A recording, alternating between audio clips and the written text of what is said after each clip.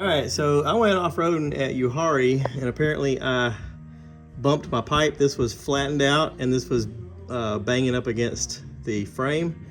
So I've got some tape here because I don't have anything on that side, and I'm gonna cut it using my Sawzall, because it's called a Sawzall, not Sawzall. It's called Sawzall.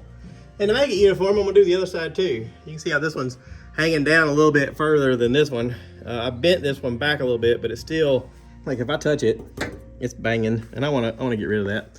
So let's cut it. Sure you have on your safety goggles, obviously. Got my granddaddy Sawzall, and I got my blade in there, and we're taped up.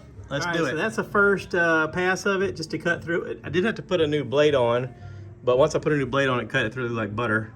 I just have to even that out, probably with a grinder a little bit. Let's do the other side. All right, so this side is done. And now we just gotta clean it up a little bit and throw a little paint on the end of it so it doesn't turn into rust. But yeah, it definitely gets it away from hitting the back of the frame.